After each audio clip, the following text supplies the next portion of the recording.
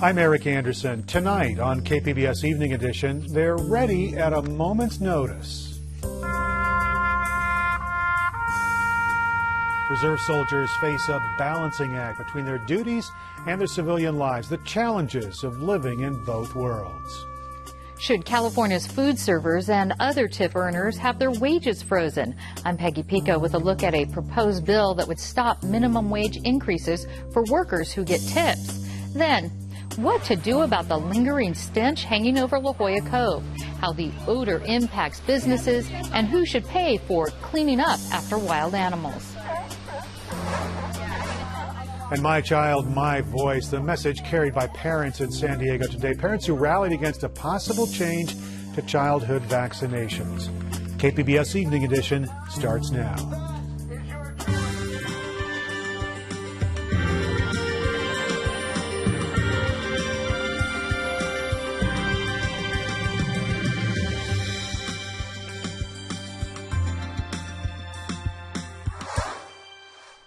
Good evening. Thanks for joining us. Dwayne Brown is off tonight.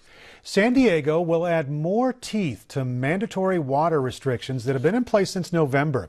California's ongoing drought is the reason. KPBS reporter Claire Tregesser joins us with details. Water rule breakers will no longer get 3 chances to correct a problem. Since November, residents have faced restrictions, including when they can water their lawns and for how long. It used to be that violators would get a letter telling them to stop, then a follow-up visit from city staff, and then could face fines of $100 to $500. But Hala Razak, who heads the city's public utilities department, says no more. She says the city is beefing up its enforcement and will be quicker to fine residents. We will be more active out there, driving the streets and making sure that people are following the rules, as well as if we see any violation, on the first contact, we want to give a notice of violation, basically a formal warning, and then give, depending on what the violation is, an amount of time. Then we will check back. If things are not collected, that's when a citation would be issued. Since November, almost 1,000 warnings have been issued, but no one has been fined. The city is also starting a rebate program that pays homeowners $1.50 per square foot for replacing their grass lawns with drought-resistant landscaping. That's Claire Tregesser reporting. Polite reminders about California's devastating drought, a thing of the past. State regulators are naming local departments who have let water wasters slide. There is a proposal now to force those agencies to slash water use by as much as a third. San Diego County's water use in February soared 13% over the same period in 2013. That's the baseline year the State Water Board uses to compile monthly reports. The San Diego County Water Authority says water supplies are being depleted. It sends a strong signal to the communities throughout San Diego County that they need to conserve. Each and every one of our residents and businesses need to conserve if we're going to make it through this drought.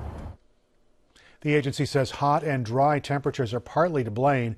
February 2015 was nearly 7 degrees warmer on average than the same month in 2013.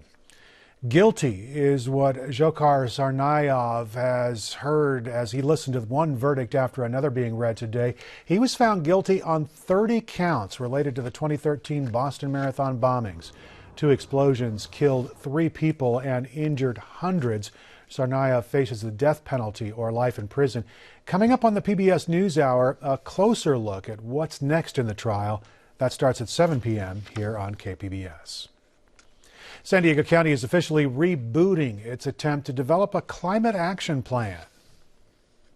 Can I have a motion and a second? So moved. The Board of Supervisors voted unanimously to rescind a plan that was widely panned by environmentalists and ultimately rejected by the courts. That motion passes unanimously with all board members being present and voting aye. The Sierra Club's Mike Bullock says the county's first try at meeting state standards for greenhouse gas reductions just fell short. They said they would have enforceable measures and that they would achieve some important state-mandated climate targets, and it turned out they did not do that. Bullock says the vote represents an opportunity for the county to get it right. He says the new plan can be a milestone that other communities can use as a model. Bullock says an effective plan that reduces the county's carbon footprint will change people's lives.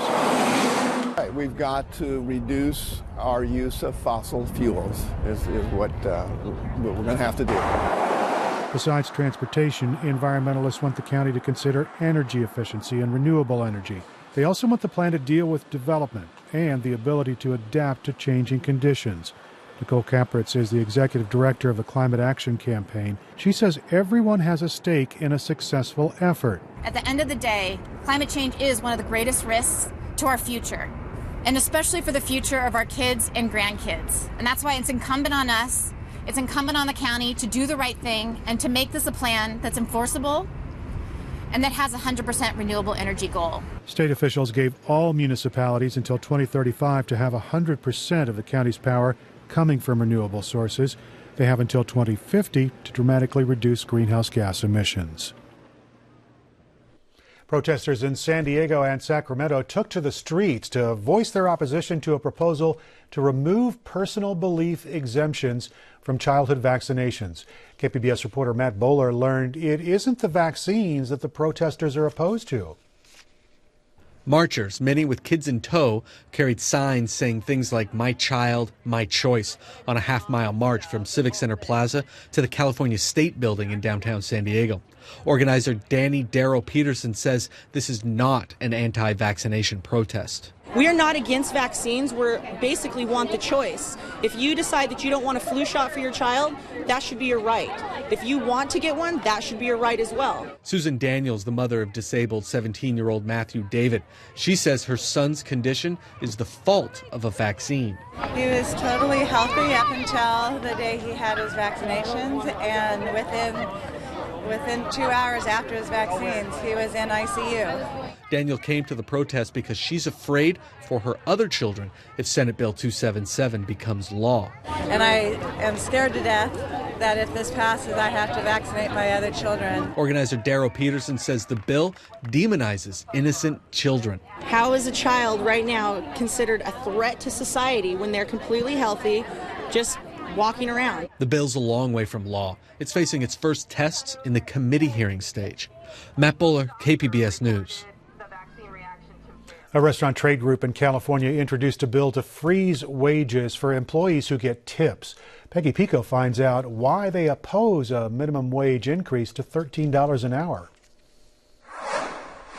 The California Restaurant Association's proposed assembly bill would exclude employees like valets, hairstylists, food servers, and all other workers in the state who get tips from receiving a minimum wage increase. Here with a look at potential impacts are my guest, Robert Notoff, research and policy analyst with the Center on Policy Initiatives, and Sean Carafin, public policy and economic research director at San Diego Regional Chamber of Commerce.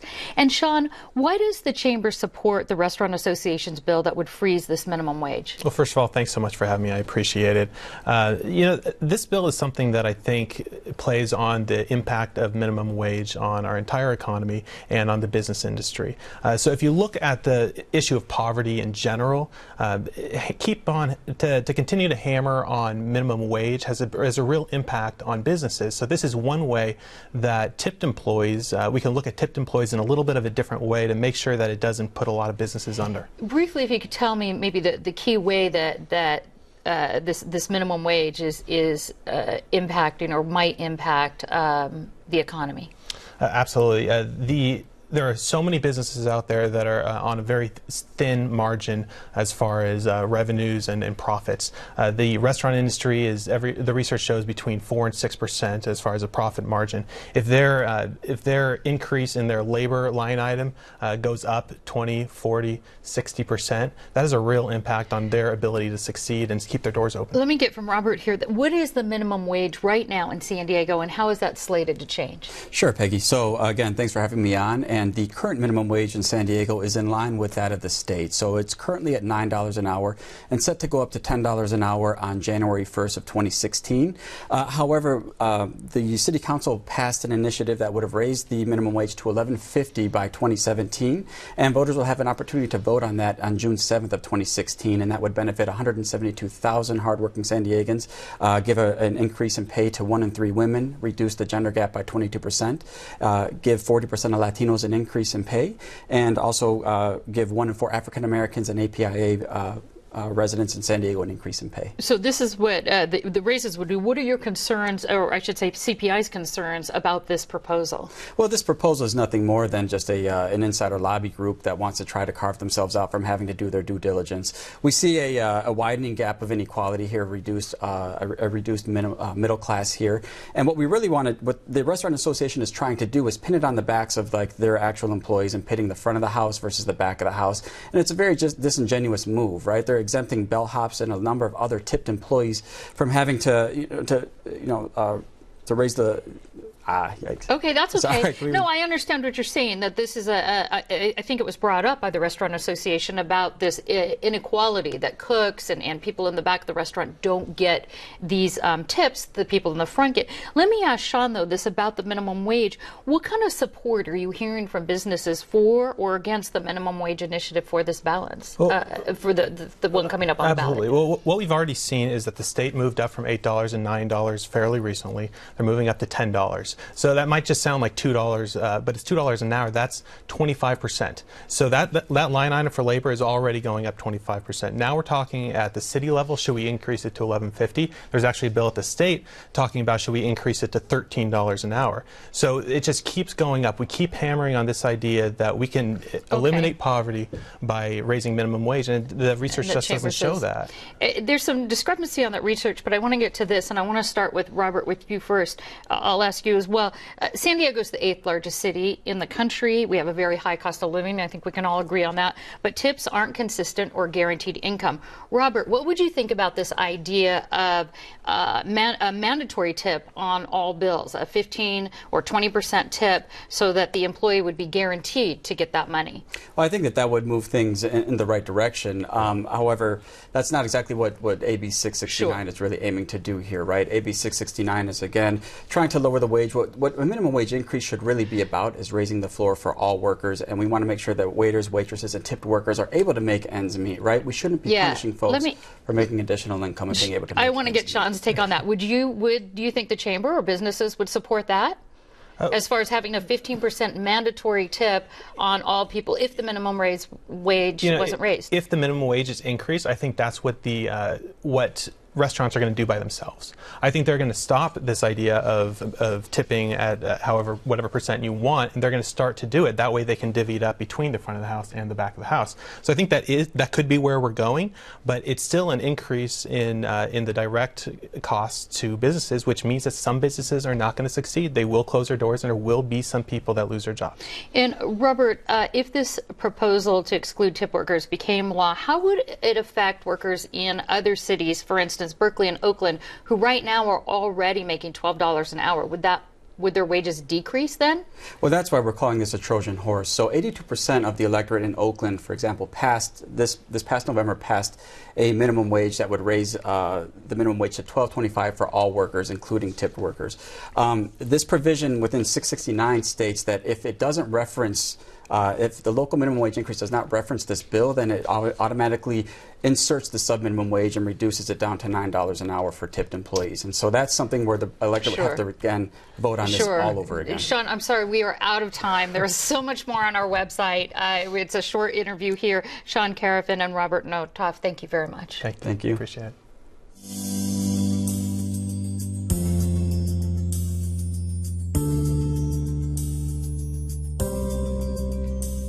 Soldiers in the California National Guard can be mobilized at any moment, but they have to support themselves with a civilian job. Guard troops have a foot in both worlds, and they have to balance their commitments. KPBS North County Bureau Chief Editor Allison St. John has a look. All right, so,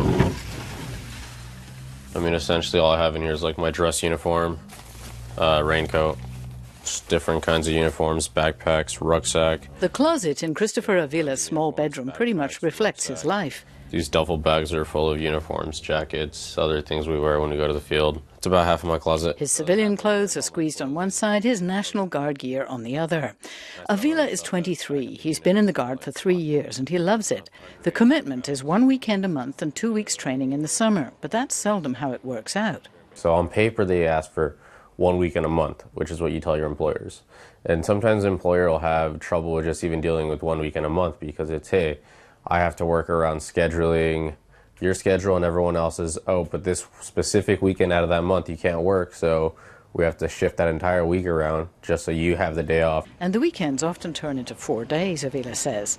He's an IT specialist and often gets called up to train on new technology. For a while, he had a job with a civilian company where he was able to use his IT skills. But he got called to guard training 2 weekends in a row, and then a couple of weeks later... And then I had to go for 2 weeks to Fort Hood to do some training for some new stuff that my unit was getting. And when I came back, the ultimate came down to the conclusion that that had let me go because I wasn't meeting their quota or I was, misconduct or something like that. There was none of that, but, companies had to find a way around letting people go sometimes so they don't get themselves in trouble. Companies that hire people in the National Guard cannot legally fire them for fulfilling their Guard commitment. But Avila says others in his unit have also found themselves out of a job after going on one too many Guard trainings. This one right here is a tiger with a DNA strand coming out of it, essentially. Avila has another job now, using his graphic design skills.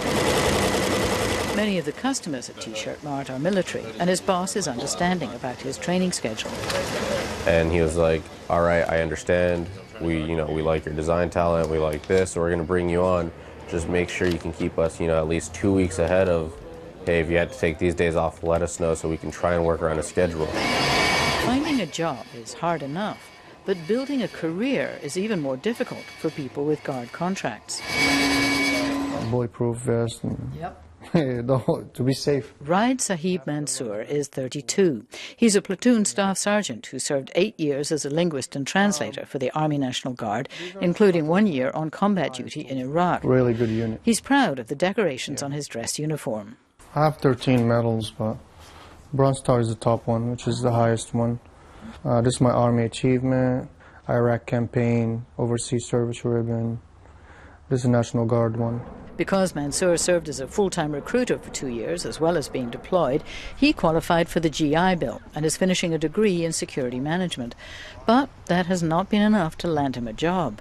I've applied everywhere. I don't even get an email back. And I've got a pretty good resume. I mean, I've worked everywhere. I've done things. I have skills and experiences. I've even applied to a couple of security companies. And I've seen them hire the guy next to me who didn't even know how to fill out an application. Didn't hire me.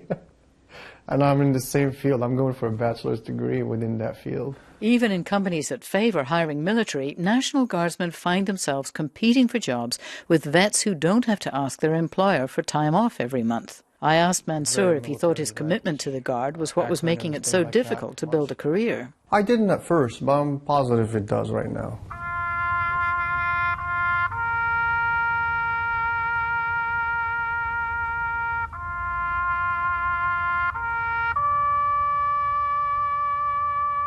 So until he finds a civilian job, Mansoor offers his services as the honour guard at military funerals. The pay isn't much, about $100 a day, but it's something. I love it. I'll do it for free. We make a little bit of money, but I'm very proud of being part of that team. I go to the next of kin and present the flag with a speech that we have to give. Really, really beautiful ceremony. We train a lot to be perfect at it. Mansoor plans to stay in the National Guard for 20 years. That way he'll earn retirement benefits. At least he says that's something, even if the civilian world doesn't offer him any security. Alison St. John, KPBS News. The La Jolla Town Council is going to be holding a public meeting tomorrow to decide on the next steps in trying to get rid of that bad odor that lingers in La Jolla Cove. Peggy Pico has details. A judge ruled last month the city of San Diego is not responsible for controlling the stench linked to the accumulation of excrement from birds and sea lions. A group of La Jolla business owners say they'll appeal that decision. Here with an update on the lingering problem and ideas for fixing it is my guest, President of the La Jolla Town Council, Steve Haskins. And Steve, how bad is this smell and how long has it been a problem? It's been a problem for at least 5 years. And of course, we're talking about La Jolla Cove area here. This whole issue has nothing to do with the seals, but the sea lions and the birds. Right there. And could describe for us what the smell is for people who haven't been down to the Cove in a while. Well, the smell has two parts, actually, now. The first is the birds. There's a tremendous amount of cormorants and pelicans, and they live mainly on the rocks to the east of the Cove. Unfortunately, they cover the rocks with their guano, and the prevailing winds that come across the ocean pass right over those rocks and up into the Prospect restaurant and business area. And what do the nearby business owners say about how this stench, this smell, is affecting their business? It's terrible. There's situations where groups of people will come into a restaurant, sit down, and immediately get up and leave because they can't stand the smell. This is especially true for restaurants with outdoor seating. Back in 2013, this bacterial non-toxic solution decreased the number of bird droppings on the rocks, but it didn't address the sea lion poop. What else has been tried? Well, so far as trying, I guess we could say the construction of a gate through a fence that had prevented people from walking down on the rocks where the sea lions are congregating. The installation of that gate allowed people to walk down there. However, unlike seals, sea lions are not afraid of people. And so people walking around them didn't really make any difference. And so that's not a solution. I know at this time there are solutions including simply shoveling up the sea lion droppings and throwing them in the water. There's solutions of installing sprinklers, maybe a fence closer down, but nothing that's really caught on, that's been agreed to by the parties. Now, the lawsuit filed on behalf of business owners was trying, if I understand it, to get the city to pay for a solution for this. Specifically, what did they want the city to pay for? That is, the city of San Diego to pay for. Well, I don't want to speak for them, but I believe the suit wanted the city to do whatever was necessary to solve the problem of the smell. I don't think the suit was to remove or harass or harm the sea lions in any way. It just had to do with the smell. I understand that San Diego has hired a marine mammal expert to study the sea lions there and to gather data that may lead to some alternative solutions. And I understand the city is also going to continue its microbial spray. What do you think of those alternatives? Well, so far as the behaviorist, I think that's a good idea. I did speak to one of the scientists that works for that company last weekend, in fact, when I saw her down there taking notes about the sea lions. Sea lion behaviorists apparently have successfully dealt with problem sea lions in other areas. There is a precedent for doing something to move sea lions and have them change their behavior.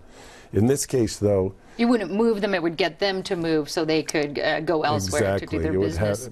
They would determine that they'd prefer to be somewhere else as opposed to forcing them there. Now, some people may wonder why La Jolla, one of the wealthiest communities in San Diego, can't get the resources together on their own to take care of this situation. Oh, no, certainly they can. And the business owners have already agreed that they would put their own money into solving the problem. The problem is only the city of San Diego, under federal law, is allowed to make the changes and do what needs to be necessary. Private parties are not allowed to go on public lands and change the behavior of the wildlife. And there's a Marine Protection Act that also prohibits that. Now, the judge in this case said, quote, the odors are part of the risk-benefit of being situated near a marine environment. This is sort of along the lines that, look, you're on the Pacific Ocean. These are wild animals. This is what you're going to get. What's your response to that sort of criticism? Well, just to be clear, I'm not taking a position, and the town council has not taken a position on this issue. However, I believe the business people who are proponents point to Mayor Filner's declaration, which stated unequivocally that the existence of the seal droppings was a health hazard and it needed to be dealt with, and it was harming the public health. Well, as you mentioned, you're not taking a stand on this, but the La Jolla Town Council meeting will be having a public hearing. Steve Haskins, thank you very much. I want to let folks know that La Jolla Town Council meeting will be open to the public comment. It's tomorrow night at 5 o'clock at the La Jolla Recreation Center on Prospect. I'm Gwen Eiffel. On the next news hour, Judy Woodruff talks with Secretary of State John Kerry about the Iran nuclear deal. That's Wednesday on the PBS NewsHour.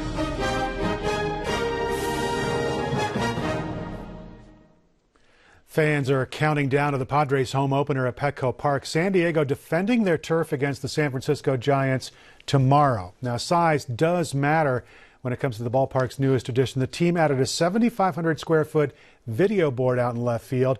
They hope the 61-foot tall screen gives fans a new experience during games. This is the largest video board in the National League and the third biggest in baseball. To put it in perspective, our old screen was, I think, 1/5 of this. So we're really excited about the experience. When you're sitting here, I mean, it's like you're in your living room, but better. The Giants will feature a special video presentation as well as a light show. It is warming up in parts of San Diego. Cloudy skies by the beaches. Temperatures are going to hit the 60-degree range. Then 70s in the inland valleys. Look up into the mountains. The temperatures are going to be in the 60s and 50s in the mountains, and then 80s out in the desert areas.